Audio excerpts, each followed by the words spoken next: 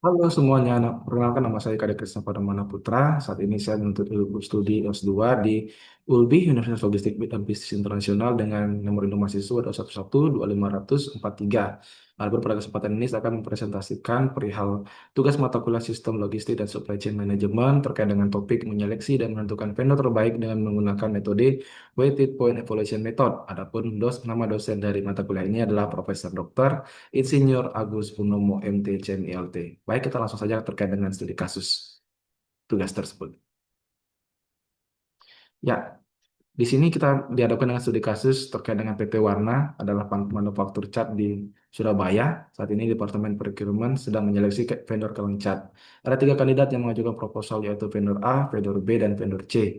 Saat ini perusahaan memiliki tiga expert untuk menilai setiap alternatif vendor dengan mempertimbangkan kriteria dan subkriteria serta bobot yang ditetapkan perusahaan. Skor yang digunakan setiap expert yaitu 5 hingga 1 yaitu excellent hingga bad.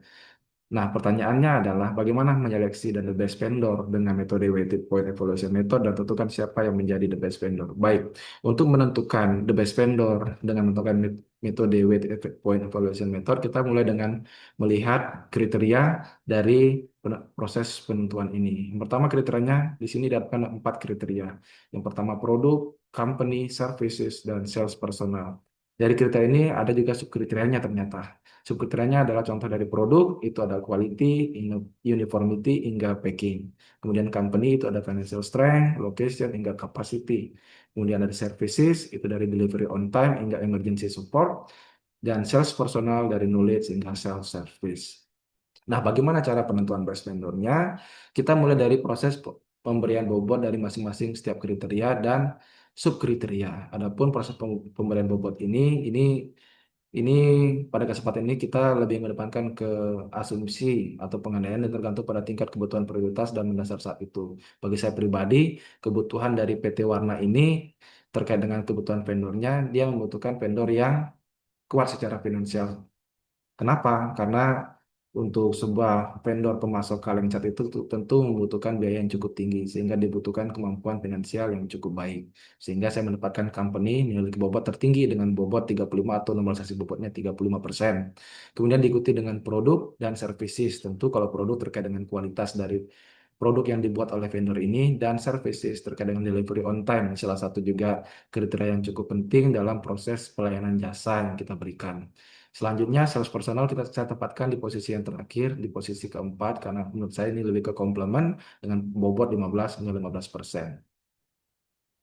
Nah, bagaimana cara penentuan berikutnya? Kita lihat dari penilaian ekspor. Seperti dijelaskan prolog di awal bahwa perusahaan ini memiliki tiga ekspor yang menilai masing-masing vendor. Berikut adalah tampilan dari penilaian dari masing-masing ekspor terhadap tiga vendor tersebut. Contoh ekspor satu memberikan nilai kepada vendor A dengan total 50, vendor B 49, vendor C 50.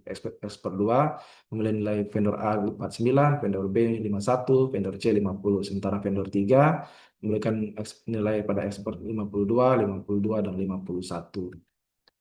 Nah, bagaimana cara perhitungannya untuk menentukan bagaimana vendor-vendor yang terbaik?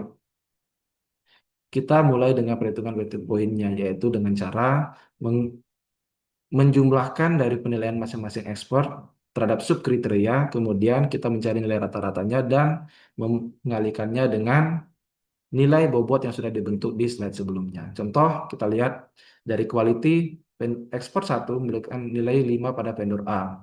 Sementara ekspor 2 memberikan nilai 5 juga pada vendor A dan ekspor 3 memberikan nilai 4 pada vendor A.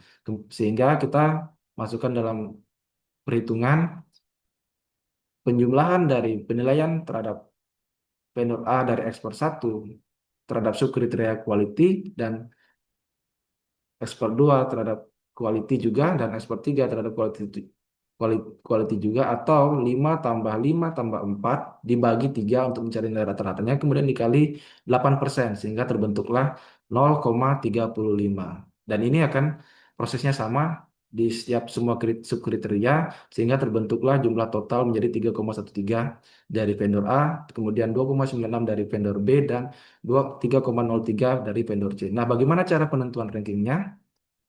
Ini saya coba melakukan perhitungan sederhana dari contoh-contoh yang sudah ada, yang mana nilai WP ini dibentuk dari jumlah total dari masing-masing vendor. Contoh, jumlah total dari vendor A adalah 3,13, kemudian dibagi dengan jumlah total seluruh penggabungan nilai total dari vendor A, vendor B, dan vendor C. Atau dalam bahasa matematikanya, 3,13 dibagi 3,13 tambah 2,96 tambah 3,03. Sehingga terbentuklah 0,34. Kemudian, begitu juga dengan vendor B, 2,96 dibagi penggabungan penjumlahan antara 3,13 ditambah 2,96 ditambah 3,03 sehingga terbentuklah 0,32 untuk vendor B dan 0,33 untuk vendor C. Dari sini kita sudah bisa melihat penentuan rankingnya yang mana vendor A merupakan vendor yang memiliki nilai WP terbaik atau 0,34. Sehingga berdasarkan perhitungan metode WP, the best vendor